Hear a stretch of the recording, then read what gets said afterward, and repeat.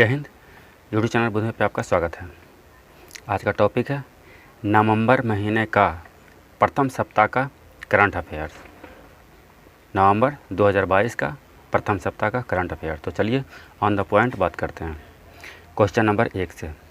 Question number 1, थोक लेन then के लिए डिजिटल करेंसी CBDC का शुभारंभ reserve bank RBI reserve bank of India द्वारा कब से किया गया? तो थोक लेन देन के लिए कब से किया गया? 1 नवंबर 2022 से किया गया। बी हो जाएगा इसका आंसर, 1 नवंबर 2022 से।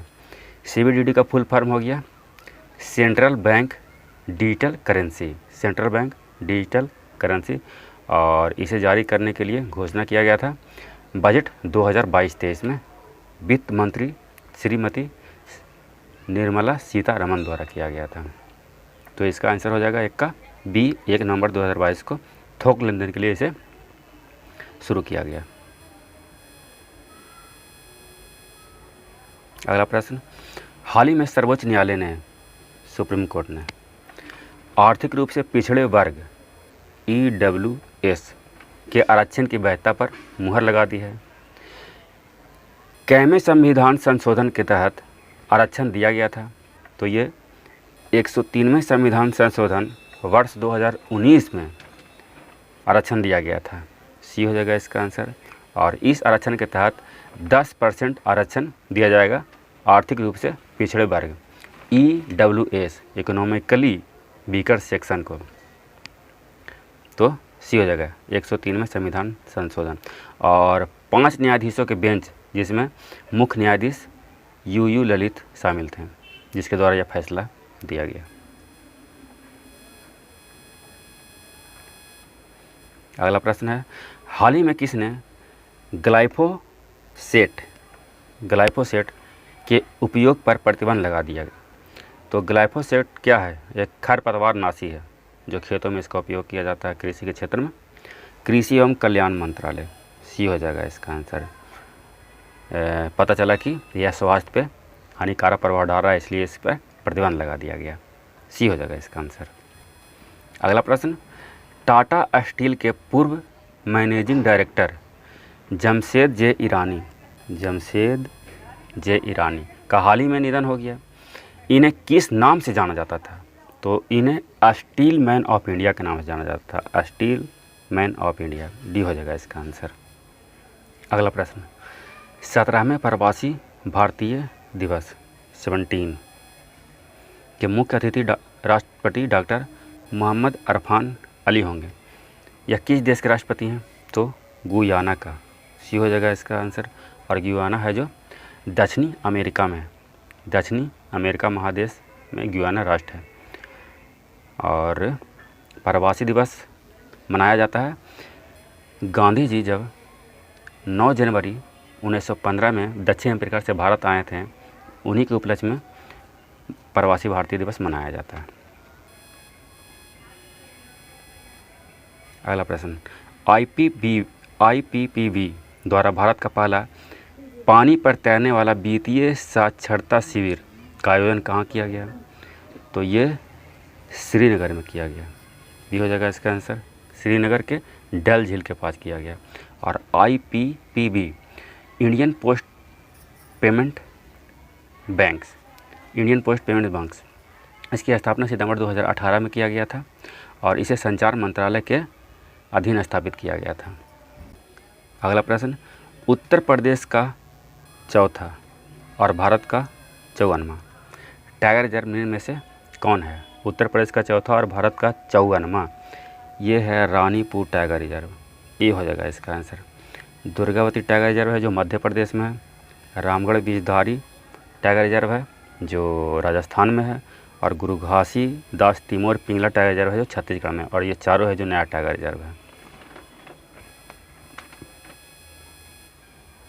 अगला प्रश्न, वर्ष 1951 में आज़ाद भारत में अपने मस्त का इस्तेमाल करने वाला पहला व्यक्ति श्याम शरण नेगी का निधन हो गया। वह किस राज्य से संबंधित हैं? वो हिमाचल प्रदेश से थे। सी हो जाएगा इसका आंसर।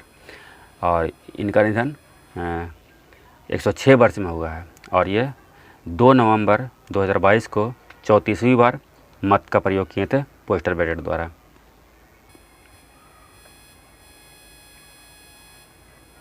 अगला प्रश्न है, इंडिया केम 2022, इंडिया केम यानी कि केमिकल का ब्राह्मण संस्करण का आयोजन कहाँ किया गया? तो ये है जो नई दिल्ली में किया गया। ये हो जाएगा इसका आंसर। अगला प्रश्न है, सुल्तान जौहर हॉकी कप का खिताब किस देश ने जीता? तो इसका आयोजन मलेशिया में हुआ था और जीता भारत ने। बी हो जाएगा इसका आंसर। ऑस्ट्रेलिया को हरा कर जीता, तीसरी बार जीता।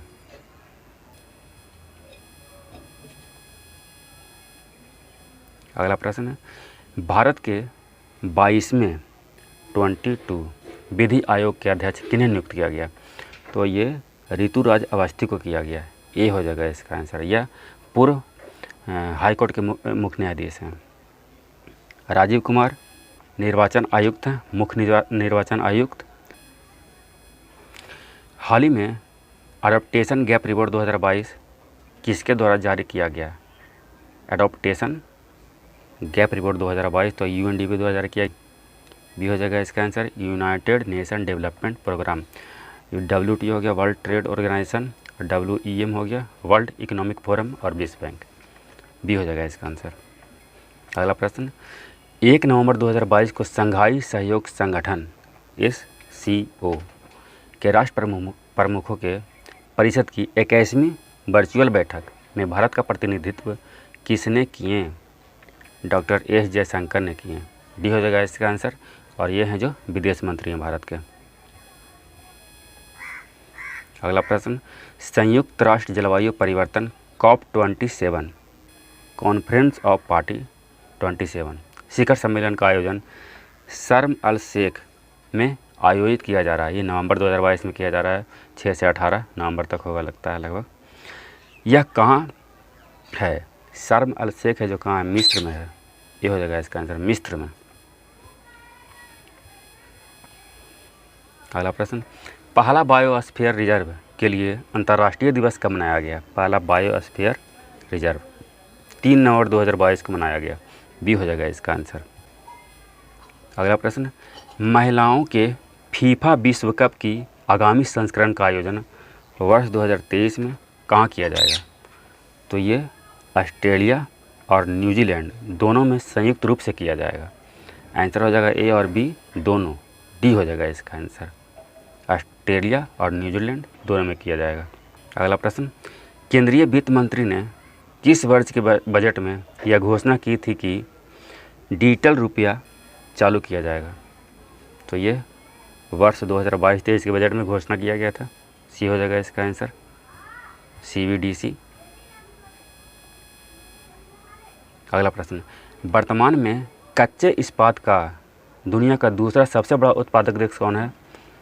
तो चीन है जो प्रथम स्थान पे है और भारत है जो दूसरे स्थान पे है। बी हो जाएगा इसका आंसर, भारत दूसरे स्थान पे।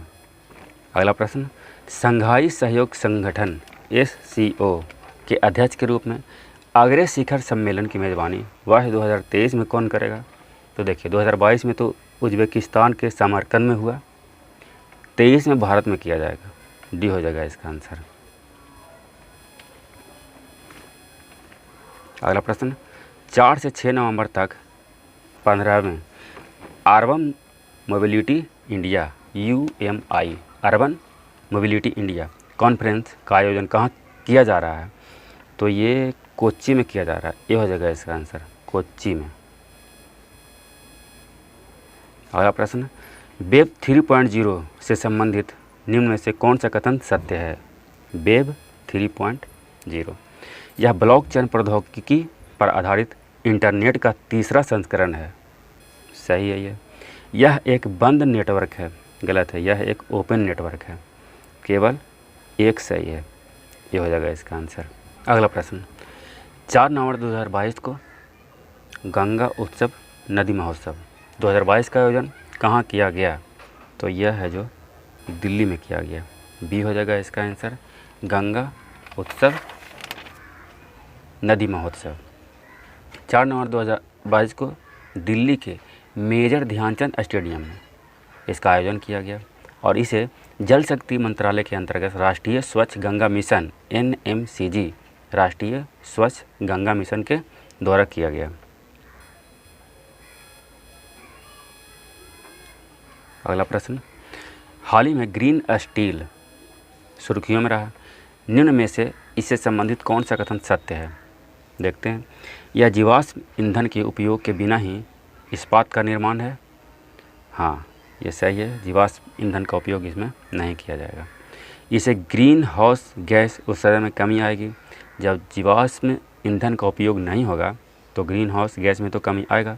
बी भी हो जाएगा सही, हो जाएगा आंसर सी। 1 और 2 दोनों सही है। अगला प्रश्न, I2U2 में कौन सा देश शामिल नहीं है? I2U2 में है कौन शामिल, जो देख लेते हैं। आई से एक तो हो गया इंडिया, दूसरा हो गया इजराइल, और U2 से हो गया, यू से हो गया USA, और एक यू से हो गया UAE। कौन नहीं है? ईरान शामिल नहीं है। डी हो जाएगा इसका आंसर।